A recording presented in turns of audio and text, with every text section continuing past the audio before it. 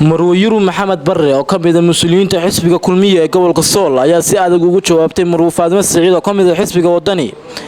Xogayaha arrimaha dibadda ee xisbiga wadani ayaa xalay si adag uga hadashay siyaasadda wasiirka arrimaha dibadda ee Somaliland Yaasiin Xaaji Maxamuud Xiir Faratoon waxayna Marwayuru ku tilmaamtay wasiirka mid ka hawlan ka mid dhalinta ixtiraafka Somaliland. mar labaad waxaan ka salaamayaa madaxweynaha jamhuuriyadda Somaliland mudane Muuse Biixi Cabdi madaxweynaha ayaan doortay hanaankii dawladnimo wada bartaa ka seenaa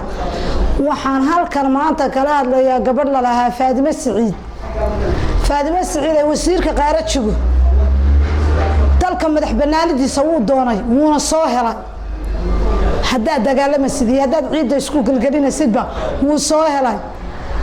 ما مقاشي صحيح لعبت السوماليلاند waxaa lahaa caaqil diriyo goonle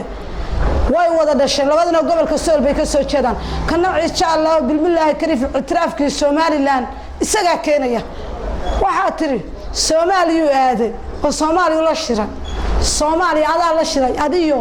gudoomiyaha markaad Maxamed Cabdullaahi Farmaajo iyo Xasan Cali Khayri aad lacagti campaign ka soo dhuranaysay ka soo qaadanaysay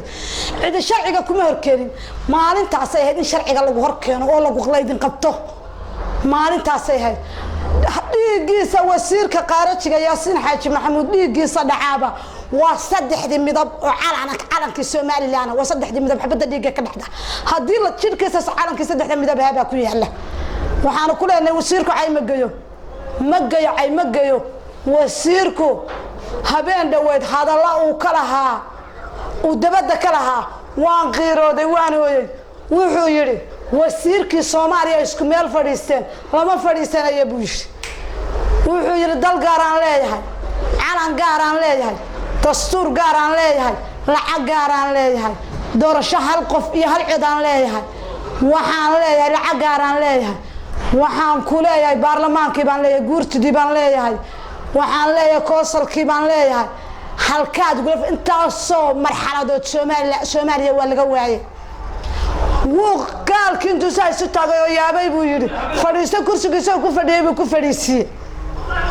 اعترافكي Somaliland isaga keenay hadaad waalan lahayd iyo hadaadan wareerteen Faadimo Saciid adna midnimada iyo qarannimada jamhuuriyadda Somaliland saad u kala qaybin lahayd ee aad god ugu ridi lahayd ayaad ka shaqaysaa ha ka hadlin mar dambe waxa ha ka hadlin gabadhay ka hadlin waxa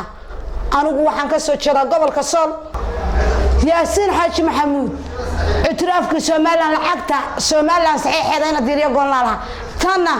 isaga keenay اعترافكي jamhuuriyadda Somaliland insha Allah bilmillaah karim waa ku guuleysay waa Farxaan Maxamed Caydiid wararka RTN la saanad